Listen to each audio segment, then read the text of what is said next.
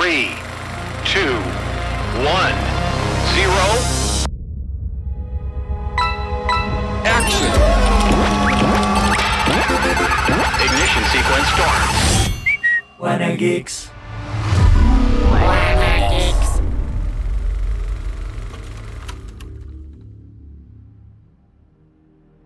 El punto de vista, la posición desde la cual observas la realidad, cambia tu percepción de la naturaleza. Esta es una frase de Maya Ibuki, una de las integrantes de NERV, esta compañía de nada más y nada menos que Evangelion. Y me parece una gran frase porque ejemplifica de lo que está repleto Evangelion. Y hoy estamos hablando de este gran anime porque se estrena la película 3.0 más 1.0, Thrice Upon a Time.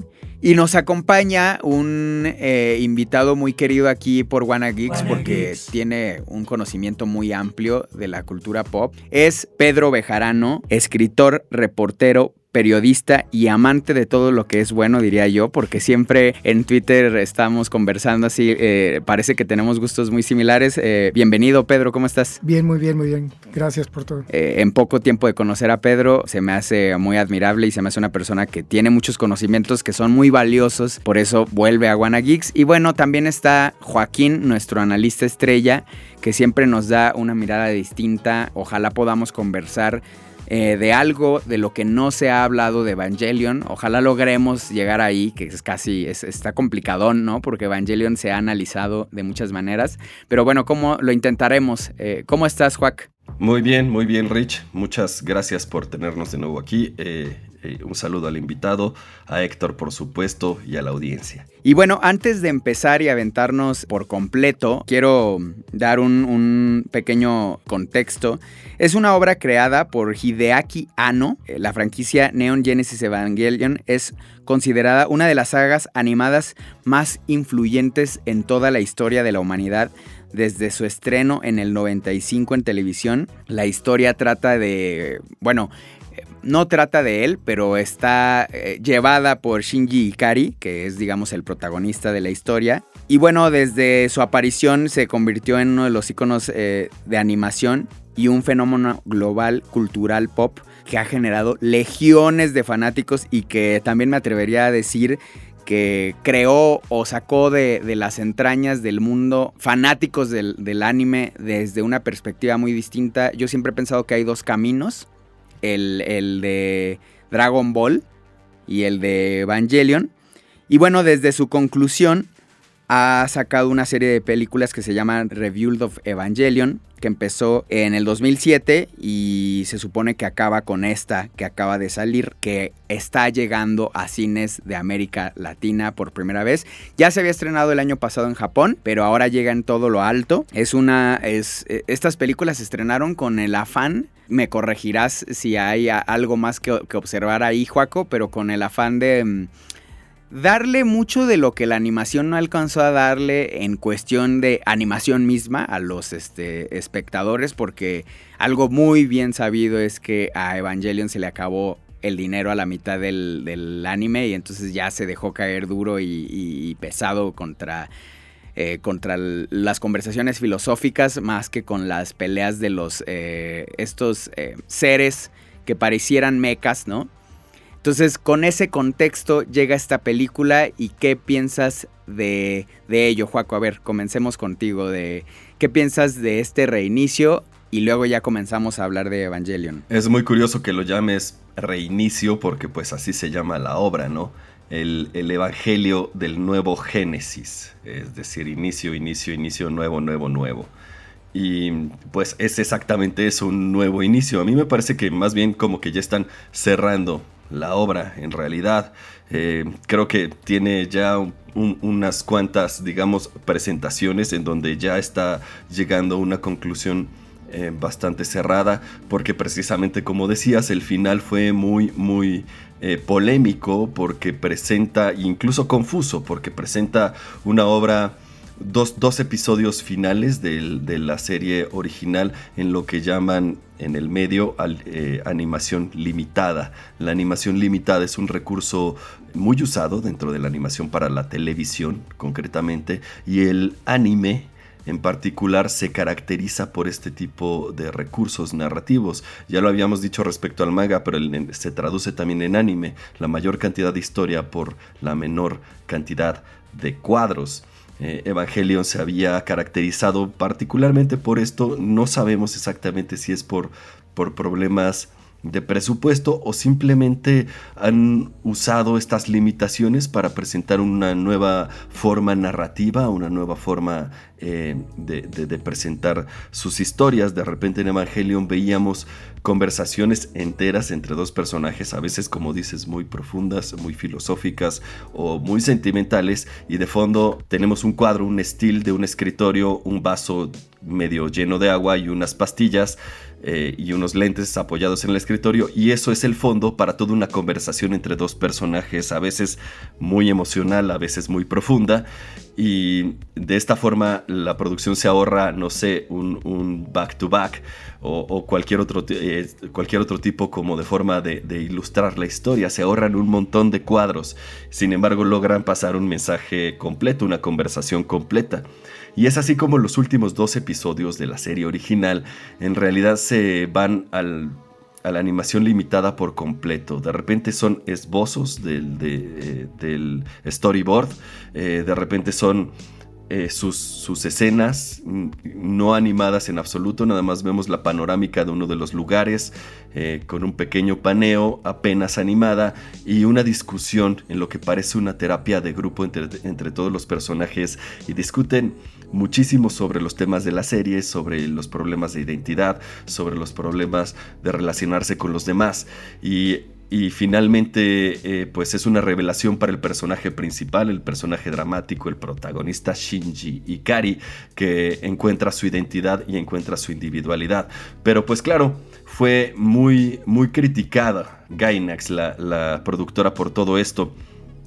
Me parece que las últimas películas tienen imágenes, fotografías de la entrada del estudio vandalizada con mensajes de muérete porque no les gustó el final de la serie original, y entonces estas películas tratan un poco de subsanar eso.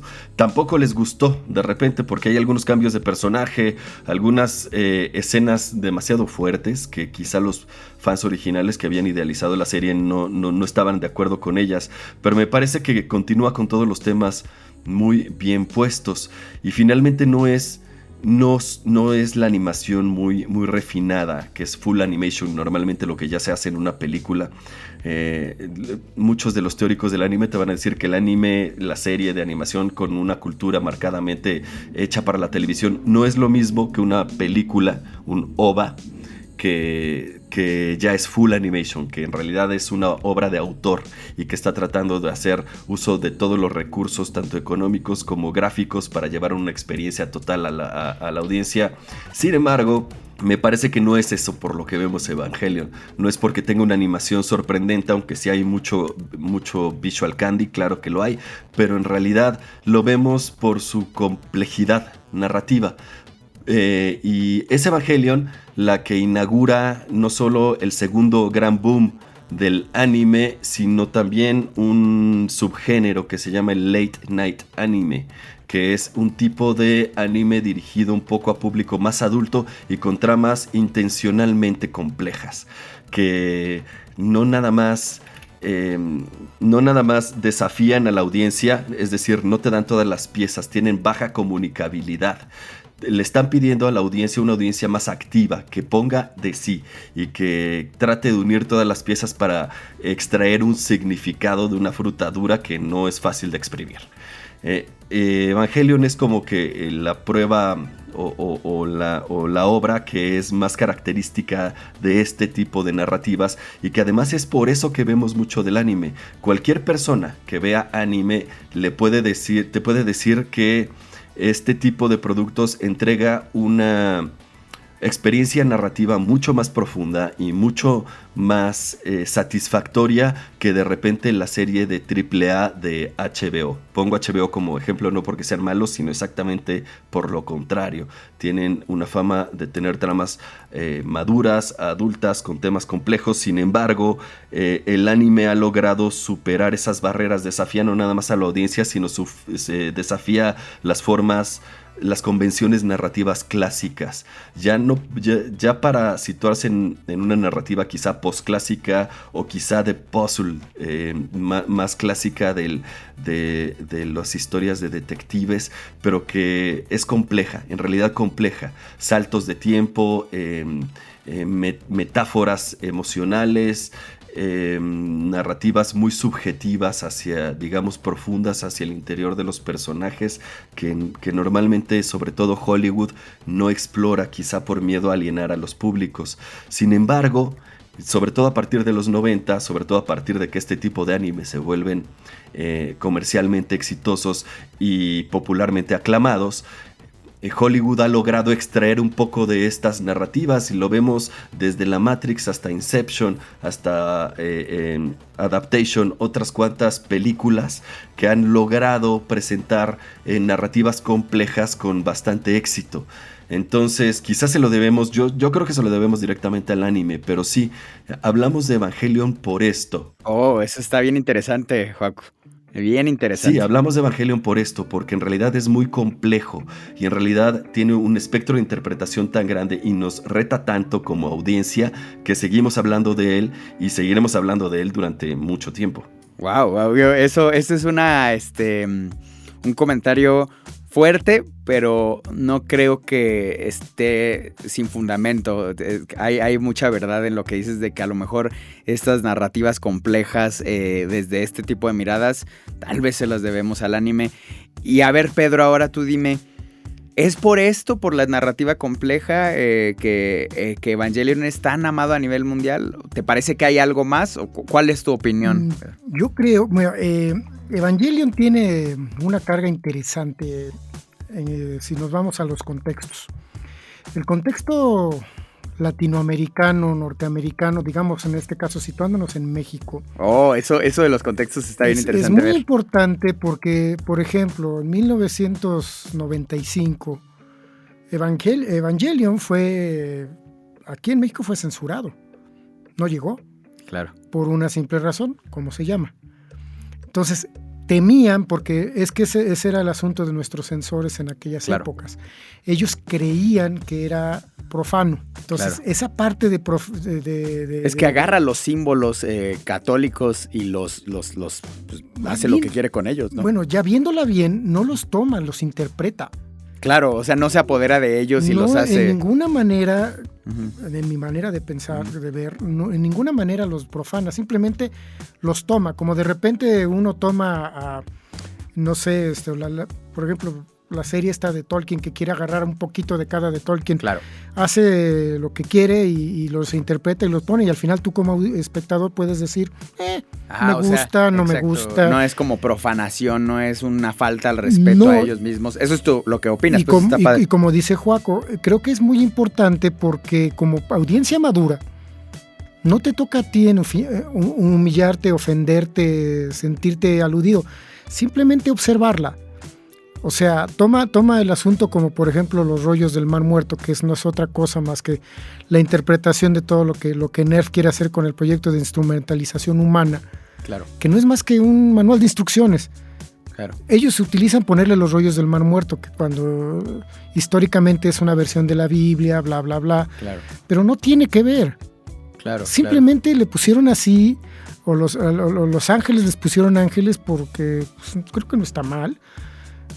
Tampoco se refiere a los seres angélicos de la Biblia o de la tradición judio-cristiana, pero es un asunto de tomar símbolos y contar una historia. A mí me gusta mucho la historia, tiene muchas implicaciones filosóficas, ¿cómo se llaman? Las capas narrativas, cada una, o sea, te llevan a una cierta parte, o sea, las relaciones Shinji con su papá, Shinji, con las protagonistas, con Rei, con Asuka, son relaciones humanas y como tal tienen capas. Y tú lo puedes ver a los 15, 20 años. Me gustaría que lo pudieran ver niños menores con la misma intensidad, pero también obtendrían algo. Claro. Yo soy enemigo de prohibir cosas. Siento que es la principal tontería que hicieron. Porque hace 35 años, cuando salió esto, pues la gente lo único que logró fue que lo quería ver. Y yo lo vi en videocassettes. Claro. Porque era donde lo conseguías. Y bastante mal grabados. O sea, porque eran videocopias de videocopias. Y lo veías y lo entendías. Digo, ya afortunadamente con los servicios de streaming ahora puedes verlo con tranquilidad, regresar, entender, ver. Y ya cuando estás de 20, de 30 años, encuentras subtramas interesantes, encuentras visiones, como por ejemplo, a mí me gusta mucho la parte de los planes, el plan maestro, que es el plan grande, contra los planes pequeños, digamos, por qué Shinji regresa al principio a buscar a su padre, y lo que implica ser su padre, toda la trama del padre, el viaje mismo de los protagonistas, o sea, porque querámoslo o no, hay subtramas como por ejemplo el dolor, porque el dolor es un gran motor en esta historia. El dolor de Gendo tratando de tapar la pérdida de su esposa, que le es tan fuerte que incluso sacrifica en cierta forma, digo, tenemos que ver todas las tres etapas, los tres reveals, para darnos cuenta que Shinji es una parte de lo que está utilizando Gendo para evitar el dolor de la pérdida de la mamá, pero también la relación de la mamá con el Eva que maneja Shinji, y lo que viene siendo el personaje de Rei Ayanami, que es bien importante, pero no lo parece.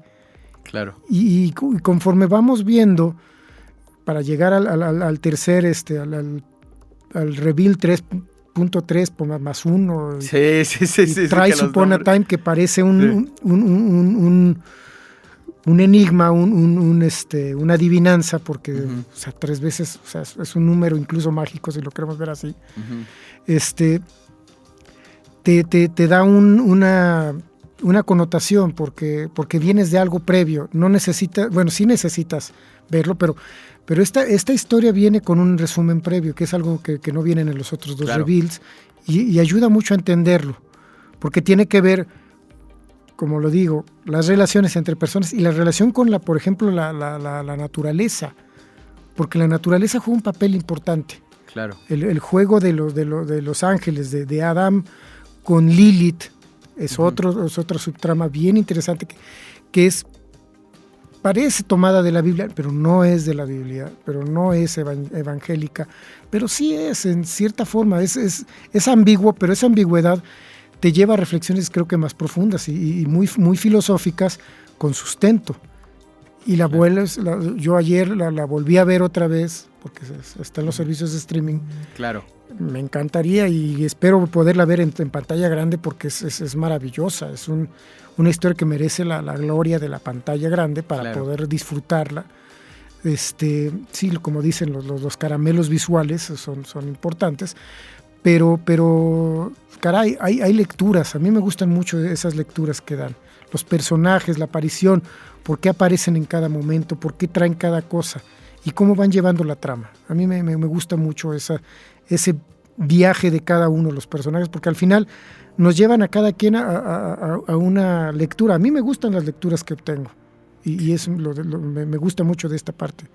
Claro. A ver, algo que se me hace bien interesante, que aquí yo voy a darme la tarea de compartir un poco, es que creo que Evangelion está bien bonita en forma y fondo, ¿no? Uh-huh. Creo que Joaquín y Pedro se dieron a la tarea de platicarnos el fondo. Claramente es maravilloso y yo también concuerdo.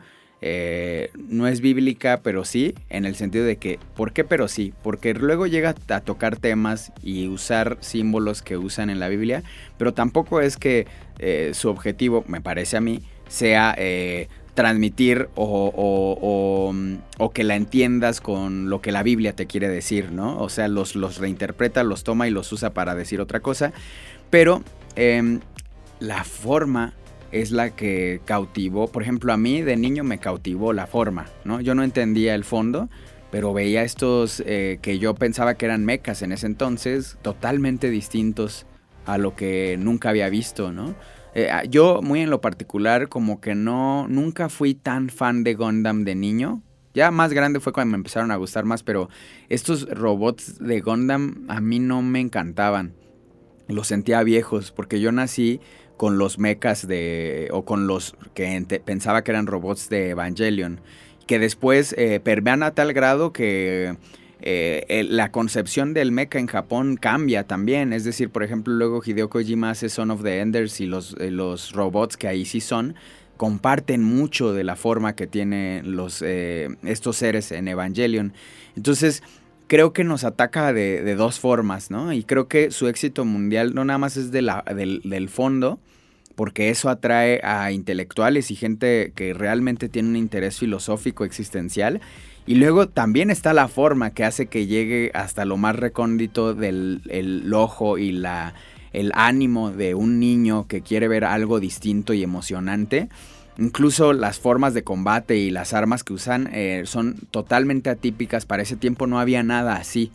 La ciudad, ¿no? También yo creo que es algo que es como muy distinto, porque sí es como un Neo-Tokio, pero al mismo tiempo tiene una personalidad muy propia. Hay como subterráneos. Entonces creo que hace bien estas dos cosas. Y a partir de eso quiero aventarle una pregunta a Joaco un tanto retadora. ¿Qué nos intenta decir Evangelion, Joac? A ver, creo que va a estar bien complejo porque creo que nos intenta decir muchas cosas, pero ¿cuál crees que es el núcleo de esta animación? Así es, como había dicho, tiene un amplio abanico de interpretación y yo creo que ese es precisamente su atractivo, que no te lo da todo masticado, te lo deja a ti y de alguna forma hace que la obra le pertenezca a la audiencia, porque eres tú quien le tiene que sacar el significado. Dices cosas muy interesantes sobre Gundam, creo que vale la pena retomarlo, pero vamos a centrarnos en la serie.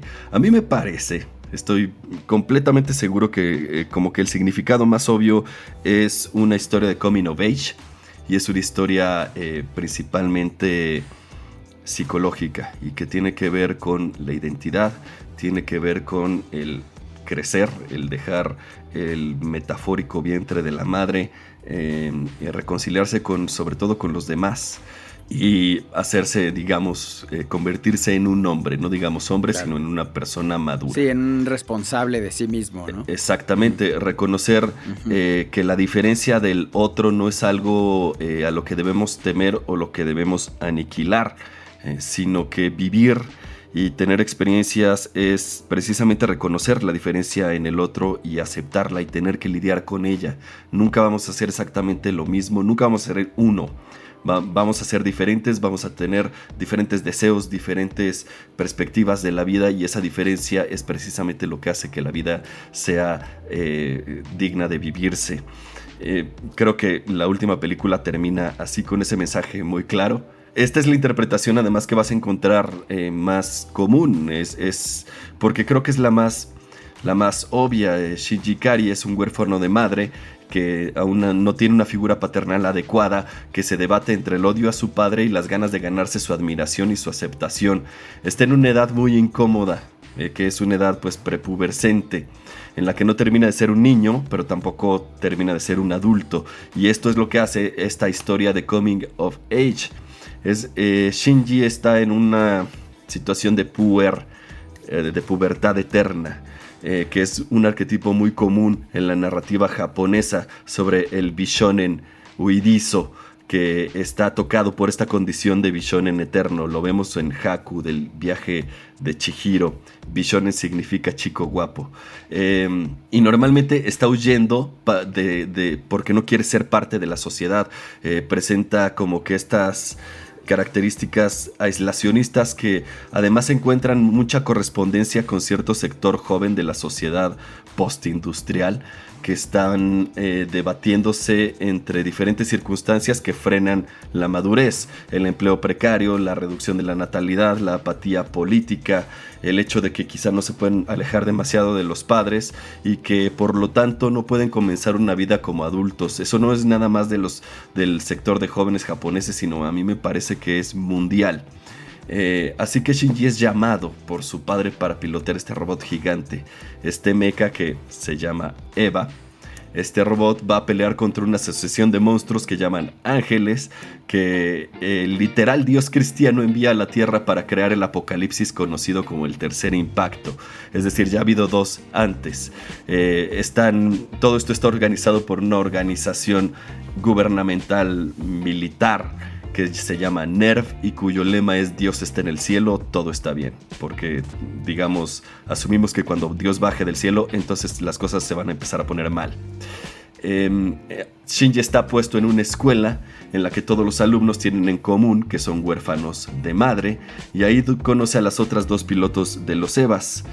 Una de ellas es un clon de su madre, y entonces Shinji tiene, sin saberlo, tiene un amor platónico por ella. Esto es lo más freudiano que se puede tener. La otra es el otro, es una extranjera, que pone el énfasis esto en la otredad, es alguien que viene de afuera, que no es incestuoso, que no es un clon de su madre. También es alguien que tiene, se le presenta como una oportunidad romántica, pero él definitivamente no la acepta porque, como ya dijimos, está en una etapa prepuberscente. Luego nos enteramos de que nadie en su clase tiene una madre porque las almas de sus madres están dentro de los Evas y los pilotos pueden pilotear el Eva según la sintonía que tienen con las almas de sus madres. Esto nuevamente es lo más freudiano que podamos tener. Son introducidos a este mecha que se llama Eva por la espalda en un artefacto fálico lleno de líquido amniótico, es decir, dentro de su madre en una especie de experiencia interuterina. Estos Evas no son autónomos tampoco, están conectados como un electrodoméstico a una pared, es decir, tienen una especie de cordón umbilical y no pueden librarse de eso. Entonces, así están en un cordón umbilical dentro de un líquido amniótico en un ser más grandote que llaman Eva, que tiene el alma de sus madres. A mí me parece que todo esto, ahí está su significado, ¿no? Su padre y el grupo de conspiradores lo que buscan es derrotar a Dios. Claro. No tenemos muchas posibilidades de hacer eso, obviamente, mediante robots gigantes y pistolas. Que eso, Joaco, está bien interesante. Permíteme hacer un paréntesis. Ajá. Porque eso podría ser confuso, ¿no? Pero también nos habla de que, a ver, todo lo que hemos hecho y lo que hemos pensado que somos es lo que realmente está mal, ¿no? Esa es una de las insinuaciones de ahí. Por eso es como, sí, Dios llega a ser bueno con la tierra. ¿Y cómo es ser bueno con la tierra? Quitar varias de las cosas que nosotros hemos propiciado, ¿no? Y nada más para complementar este paréntesis, se me hace súper, súper interesante lo que dices de Shinji. Porque yo creo que #todos somos Shinji, ¿no? Este hombre lo veía en el 95 en la sociedad japonesa, pero en la sociedad latinoamericana, el millennial es la representación perfecta de Shinji. ¿Por qué lo creo así? Porque creo que la mayoría de la gente son niños con responsabilidades materiales de adulto y odian eso. Y no lo digo yo por mi amiguito, el que conozco. Los memes representan a esta grupo millennial, y que yo creo que los que vienen debajo, todavía es más enfático esto. Y los memes dicen, odio ser adulto, no sé qué porque me da ansiedad, ¿no? O sea, es escapar de los hechos que ya están viviendo. Es decir, la responsabilidad material no corresponde con la responsabilidad, no sé cómo llamarla, interna o espiritual. La madurez emocional. Ajá, emocional, exacto. Y creo que todos somos Shinji, y creo que por eso es tan importante Evangelion hoy en día, ¿no? Para la sociedad latinoamericana. La japonesa ahorita está hecha un lío de algo que se vio y se trató de compartir. Y bueno, eso se me hacía importante de hacer del paréntesis. Joaco, síguele, dale. Tienes toda la razón sobre una sociedad infantilizada que además no logra en realidad encontrarse a sí misma o su madurez o ser seres totalmente independientes, por lo menos en lo emocional, y que mucha de nuestros problemas, sobre todo para relacionarnos con los demás, vienen de esto, no solo de que no logramos dejar el útero emocional, sino que tampoco podemos reconciliarnos con la diferencia, con las otras personas y su otredad, y de repente una diferencia bipolar, es decir, contraria a la nuestra. Y decías respecto a Dios, por supuesto, la humanidad es pecadora y finalmente va a llegar el apocalipsis del que hablábamos el programa pasado, y por esto esta es una serie escatológica y mística, habla de todos estos temas y del final del mundo. Ahora, ¿cómo vamos? La idea del padre que tiene un impulso no de nacimiento, sino como tú bien dices, de regresión, de no tener que lidiar con todo esto, de alguna forma volver al útero, es esta idea que llaman en la serie la instrumentalización humana.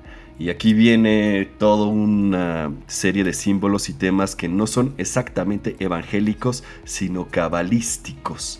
En la cábala se basa en la idea de que en el principio del mundo todo lo que existe era una sola cosa unida.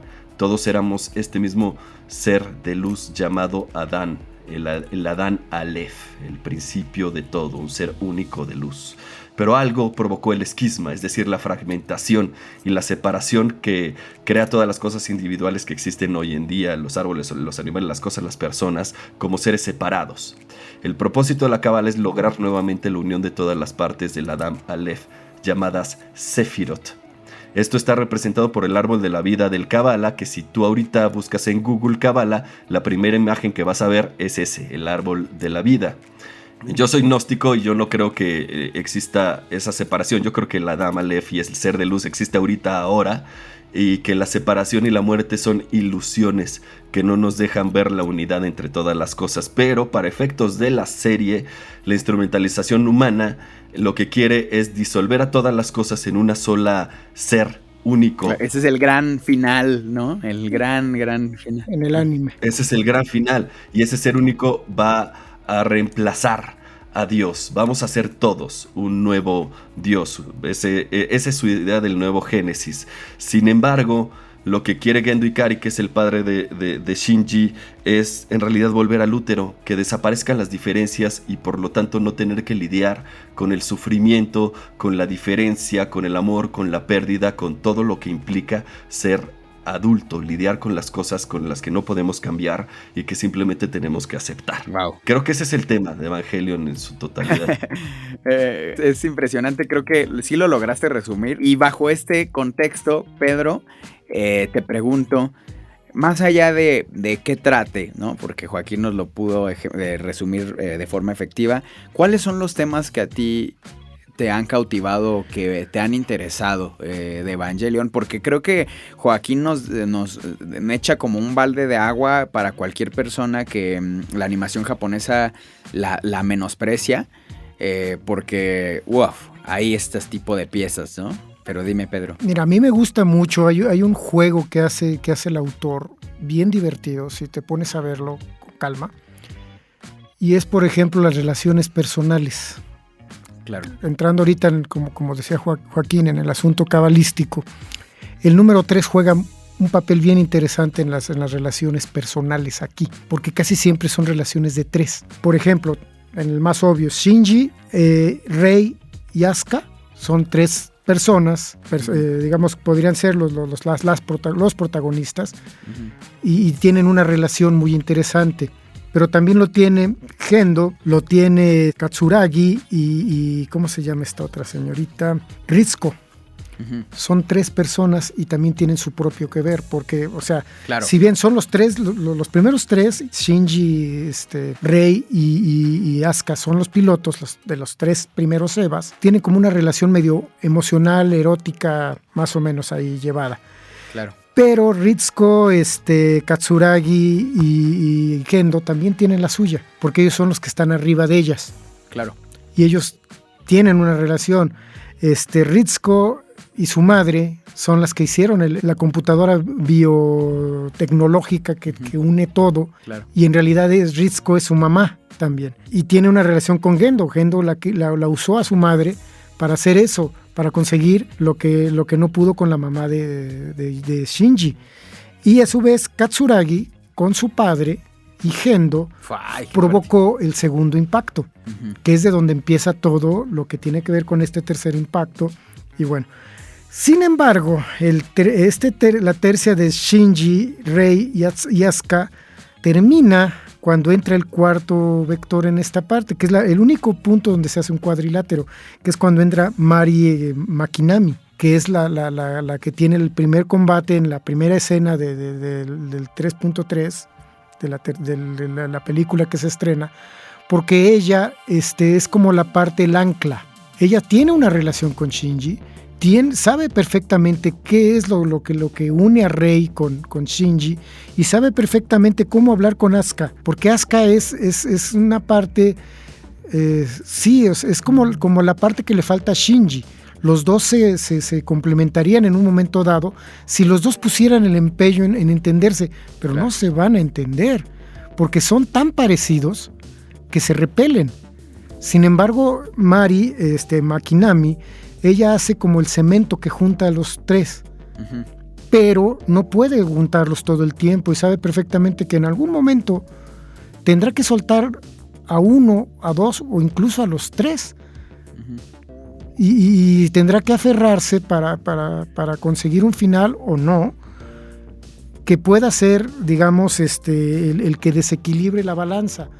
Porque tenemos a una Rei Ayanami que es completamente deshumanizada. Claro, está como a la merced porque realmente, por lo que pasaron en las dos películas previas, ya no siente, ya no ve una empatía por lo humano, porque ella ya está más allá. Shinji, que está peleando por quererse a sí mismo, porque también hay otro personaje, Kaworu, que es como el interés homoerótico de Shinji. Claro. Pero Kaworu no es no está ahí sino para manipular a Shinji y obtener lo que pasa en el segundo impacto. Y Shinji queda extrañando porque ve en Kaworu y ve en Asuka lo que él quiere ser. Y de alguna manera es esta identificación de él quisiera quererse como Asuka se quiere a sí misma, pues altiva, es orgullosa, y él no siente ningún motivo por el cual ser orgulloso y todo y valorado, porque quiere que lo valore su papá, pero él tendría que valorarse, y es algo que al final o no se termina aprendiendo. Claro. Y que no, dices. Es que si digo otra cosa, sí, claro, podría echar a perder el final. Porque a mí me gusta mucho esa parte, porque de alguna manera, si lo bajamos a nivel terrenal, Rei Ayanami y Shinji vendrían siendo una parte del amor maternal, el amor filial. Él quiere a Rei, pero quiere a su mamá, que en alguna manera se refleja ahí. Asuka para Shinji. Y voy a, perdón el paréntesis, no se asusten, ya sabes, siempre es así de, ay no, yo creo justo que la mayoría de las personas que yo conozco, salvo las que son maduras, buscan a su mamá, la novia es la mamá, y yo interpreto madurez cuando dicen, hay una película que se llama Un puente hacia Terabitia, en la que están dos niños jugando y el niño le dice a la niña, ¿qué hacen tus papás? Porque ella era muy creativa. Y le dice, son escritores de ficción. Y el niño le contesta, con razón. Y ella le dice, ¿con razón qué? Dice, pues como tus papás son creativos, tú eres creativa. Y ella le contesta, yo creo que cada uno es independiente de sus papás. No tiene nada que ver con ellos. Tiene su propia personalidad.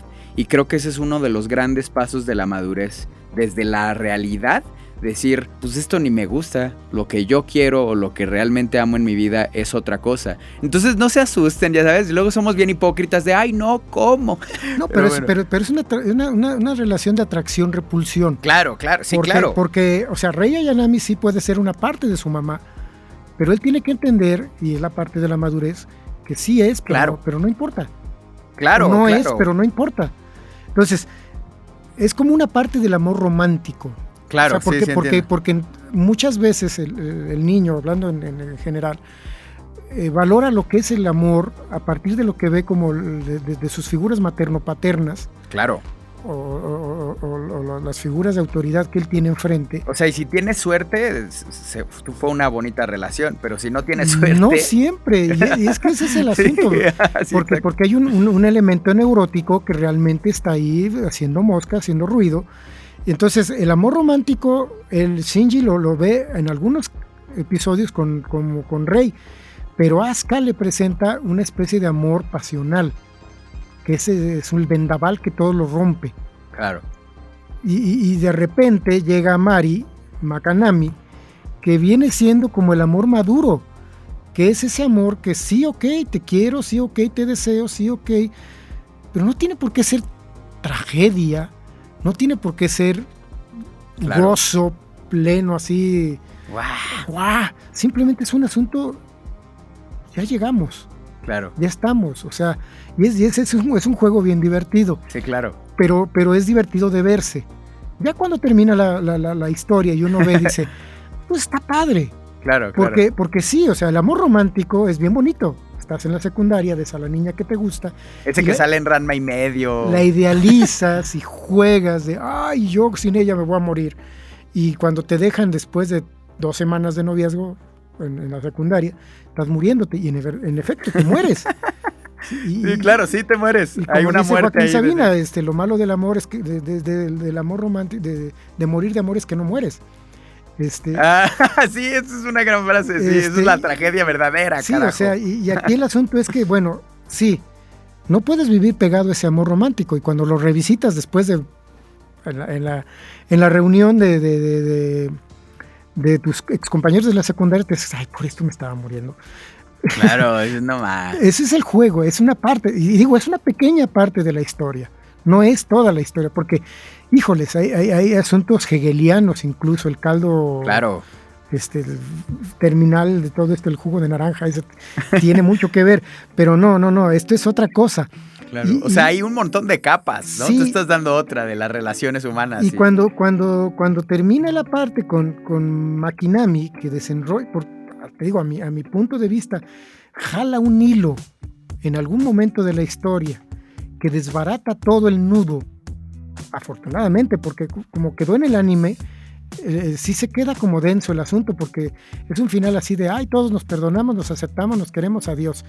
No, en esta ocasión hay un conflicto bien interesante, bien potente, bien fuerte, bien armado, pero Mari Makinami es a mi gusto el personaje favorito, porque sin descuidar a Asuka, sin descuidar a Rei, sin descuidar a Shinji, los encuentra termina como poniendo en una especie de carretera o vías de tren, donde unos van para un lado, otros van para otro, y no por eso dejaron de ser importantes. Simple y sencillamente, si tus caminos convergieron, se tocaron en algún punto y no se vuelven a tocar en otro, no pasa nada. Claro, eso es bello. Y esa poética que manejan al final de, pues sí, fuimos personas, nuestros problemas nos unieron, nuestras alegrías nos juntaron, al final nos van a separar, pues sí. Y creo que eso es lo bello también de estar en contacto de algo hermoso, ¿no? Disfrutarlo mientras esté, porque no va a ser para siempre. Porque ese es otro de los subtextos, el tiempo, el aquí y el ahora, que parece no estar presente ahí, porque todos están, cuando estás deprimido, como Shinji, como Asuka, claro, estás pegado al pasado. Claro. Y Shinji es un tipo, Gendo es el más claro, es su padre, están atados al pasado, todos tienen un conflicto con el pasado, y Mari Makinami de alguna manera representa el, ok, dale. Go on, dale, síguele, porque también Katsuragi, estar en movimiento, todos tienen un conflicto con el pasado, y en la medida que lo pueden romper, en la medida que pueden entender, ok, pero si no resolvemos nada en el presente, todo se va a ir al carajo. Y ese asunto también es un asunto, ¿cómo decirlo?, que tiene que ver con incluso lo que vemos de calentamiento global, claro, de alguna manera retratado también. Sí, ahí está porque también. Ahí está. Sí. Porque sí, hemos jugado a ser Dios y nos ha ido mal. O sea, ese es el calentamiento global, es la propuesta de alguien religioso de decir, es la respuesta de Dios. Sí, ¿no? un La mundo propuesta. enfermo, que Ujú. nosotros enfermamos, porque hicimos lo que no debíamos hacer, dañamos lo que teníamos que dañar. Y al final un poquito también hay de predestinación, porque lo que quiere Gendo y los que quiere Nerf es que pase la instrumentalización humana, porque tiene que pasar. Ya pasaron dos impactos Claro, que al parecer fueron provocados claro. y están preparando para el tercero. Y como que dicen, pues es que si no nos cuidamos vamos a causar un cuarto. Pero ahí entra la parte de la estafeta de las generaciones. Y como Shinji, Mari y todos los demás pasan cuando maduran a decir, pues ahora nos toca a nosotros poner este tren en las vías y marcharnos hacia donde consideremos que tengamos que irnos. Wow. Y eso es lo que me gusta. Qué hermoso viaje de porque madurez, no termina de una manera pesimista. Para mí me gustó el final, termina muy positivo, Claro. pero en una manera no imaginas. Después Claro. de ver el primer media hora del Evangelion 3.3 y todo esto, tienes una visión que no va a ser a la del final. Simplemente el final trae otra carga y creo que con esto se le da un cerrojazo interesante. Claro, wow, lo planteaste de una forma bien bella. De verdad, hasta como me conmovió porque a veces Evangelion decía por ahí alguien, uno de los analistas que estuve escuchando para el capítulo decía, si estás triste no la veas, y yo pensé, no, yo creo que sí, vela. Permítanme, Pedro y Joaquín, pasar a los datos curiosos para ya ir a nuestras conclusiones. Ahí les va. Bueno, Evangelion es de estas series animadas privilegiadas, diría yo, porque, o bueno, especiales, más bien, que surgió como anime, de hecho. O sea, no pasó por primero el manga y ya después del manga. El manga siguió después. Primero fue concebido y pensado el anime. Esto pasa con muy pocas animaciones japonesas. Y como ya un poco se sugirió, y bueno, si ya lo viste, espero que haya quedado claro. Pero bueno, lo reafirmo. Y es que los EVAs no son mechas ni robots, a pesar de que haya dado pauta para la concepción de un nuevo tipo de robot en Estados Unidos. Es más bien por lo que se dice que juegan a ser Dios, porque es el apoderamiento de los ángeles que Dios envía y la reinterpretación humana que juega con este ser y se apodera de ellos. Y eso a mí me parece interesante.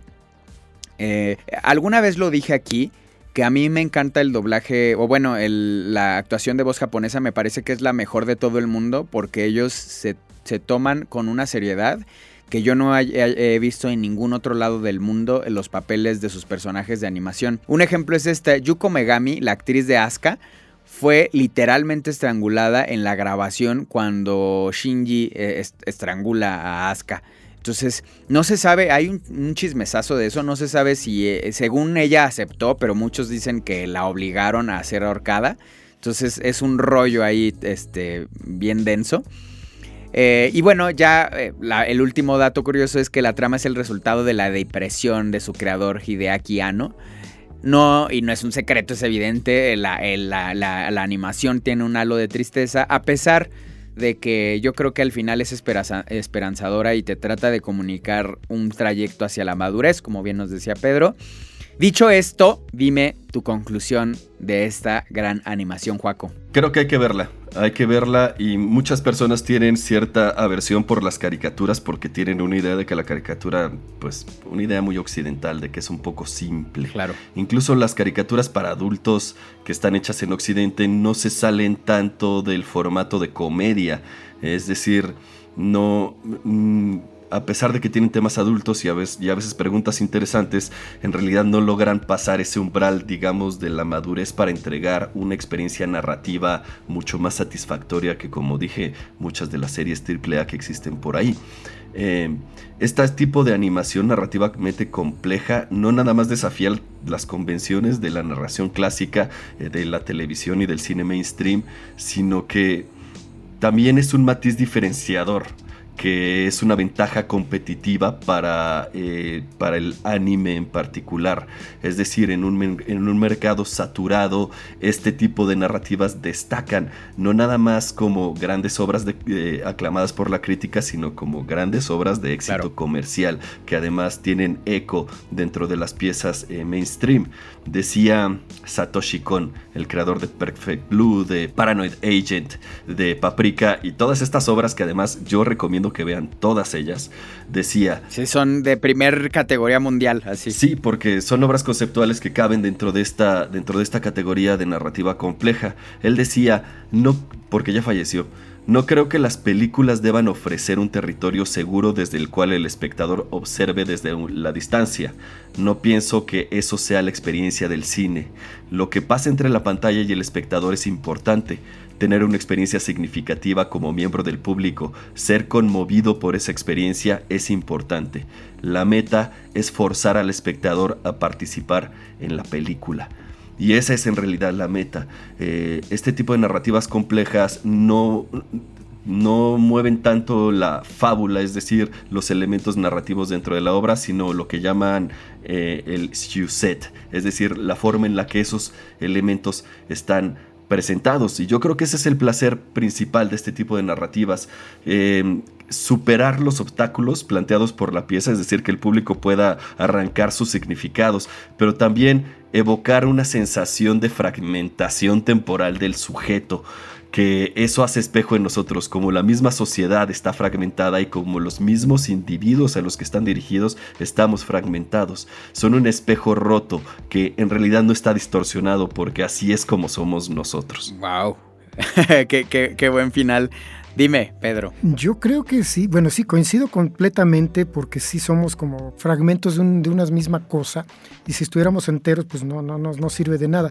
A mí lo que me gusta de Evangelion es esta parte de invitar a un conflicto, porque creo que las buenas obras, las buenas historias te meten a un conflicto. Claro. Y cuando estás en un conflicto entre, no sé, lo que crees y lo que crees que es bueno o lo que crees que es malo y cómo enfrentarías ciertas circunstancias. Si tú te puedes apelar y poner uno de los 12 o 3 o 20 partes donde está el conflicto y puedes entender 1, 2, 3 posturas, te conviertes entonces haces esto algo tuyo. Por ejemplo, aquí el asunto de qué harías si tuvieras tal dolor de perder a la persona que amas, como Gendo, el papá de Shinji, que pierde a su esposa, y es un dolor tan fuerte que tiene que ir a retar a Dios para poder deshacerse de ese dolor y buscar la implementación para que su dolor se diluya en toda la humanidad, para que todos ya no sintamos lo que él siente. Y dices, pues sí, es un asunto romántico, claro. Pero Shinji, y esa es la parte que me gusta,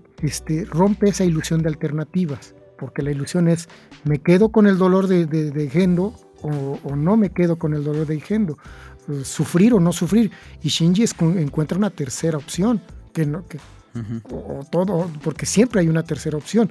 Y entonces cuando tu historia, tu cuento, tu manga, tu ova te lleva a plantearte una tercera, una cuarta, una quinta opción, y son buenas, te quedas ahí, o la vuelves a ver y encuentras otro hilo que te puede llevar a otra conclusión, porque eso es lo que a mí me pasó con Evangelion. Evangelion me llevó la primera lectura que tuve hace 20, 30 años. Cuando vi nomás la serie de televisión, me llevó a una conclusión. Cuando veo los reveals, me lleva a otra conclusión. Y en especial, este tercer reveal, a mí me dejó muy satisfecho, porque me da una interpretación interesante. No es la más obvia, porque lo padre es que lo vea cualquier persona y saque su conclusión. Es decir, si lo ves cuando estás triste, tienes una lectura. Claro. Si lo ves cuando estás contento, lo ves con una lectura. Lo ves con tu novia o con tu novio, traes otra lectura. Y eso es lo padre de esto. O sea, yo no quedo nunca insatisfecho cuando lo veo. Yo lo vi con mi hija en alguna ocasión y discutimos algunas cosas, lo vi con mi esposa, me dio otra sensación. Cuando lo vi solo me dio otra sensación, y eso es algo padre.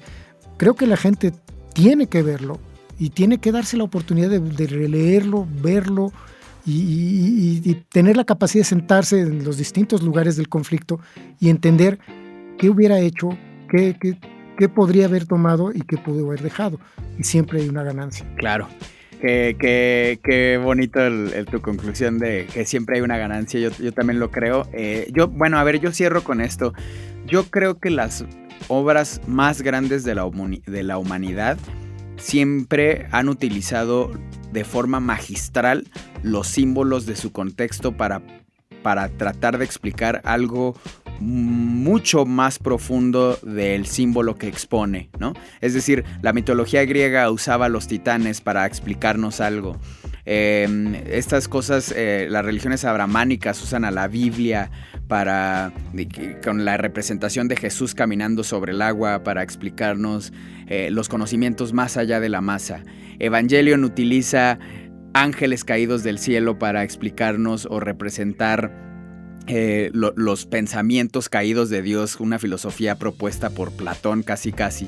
Entonces, por esta razón y porque Evangelion los usa de forma magistral los símbolos, creo que es una obra de alto nivel, y aquel que crea que la obra trata de los símbolos que utiliza para representar lo que hay detrás, pues es la gente que cree que la Biblia trata de un señor que camina en el agua, que cree que la mitología griega habla de bestias enormes, y que cree que Evangelion es la caricaturita de un niño quinceañero que no tiene nada que decirnos, y hay que reconsiderar lo que observamos, porque puede ser que detrás de dichos símbolos haya mucho más de lo que nos imaginamos. Entonces, con esto quería cerrar. Muchísimas gracias, Joaco, por siempre acompañarnos así con tus análisis. 10 de 10, 10 out of 10. Y gracias de nuevo, Pedro. Eres muy brillante, de verdad. Me siento muy privilegiado de poder escuchar a alguien como tú en temas pop. No lo hay en cualquier lado, no de México, sino de Latinoamérica. Te iba a decir ojalá, pero no, tienes que regresar pronto. Y bueno, muchísimas gracias a toda la audiencia de Wanna Geeks. Gracias a Héctor en los controles, gracias a Javier Martret en producción general y Luisa Cantú en dirección general.